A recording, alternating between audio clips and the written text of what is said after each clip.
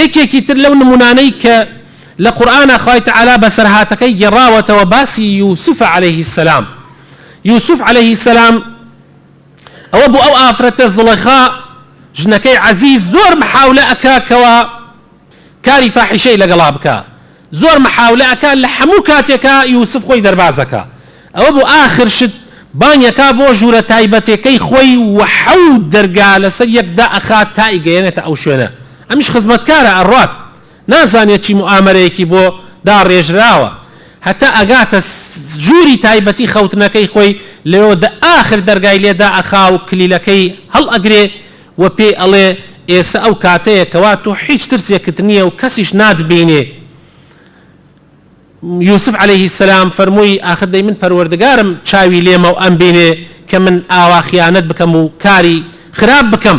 ئەویش هەڵسیاوەتی ڕاستەکەی پارچە پەڕۆیەکە بوو دای بەسەر بانی بتەکەی ئەو بتەی کە ئەوان بەخوایە نەزانی، وتی ئەوە ئیتر ئەویش ناتبینێ، ئیتر خوایش ناتبینێ و بان چاو ئەویشمدا. جا لەوێ یوسف عليه السلام فەرمووی خوای من ئەو خوایەیە کە لە هەموو شوێنێکە شتەکان ئەبینێ و هیچ شتێک بەری چاوی ئەو ناگرێ. و ئەوە بۆ حادیسەکە و تەفاسیلی حادیسەکە جەنابتان لە شوێنی ترابی سووتانە.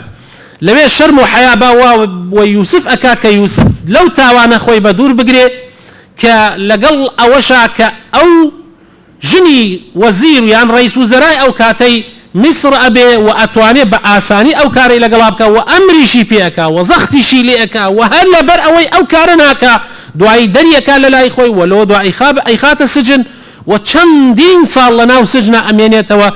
هەر ماوەی جارێکیش ئەچێ لە سجنەکە سەری لێ ئەدا ئەڵێ ئێسەیش ئەو کاراکەیت و پەشیمانی لە سجن دەرتەکەم. بەڵام یوسف عليه السلام ئەفەرمێ قال رب السجن أحب إلي مما يدعونني إليه. ئەڵێ خوایە سجنەکە لەلام خۆشەویسترە لەوەی کەوا بۆ ئەو کارە خراپەی کە ئەوان داوام لێ ئەکەن.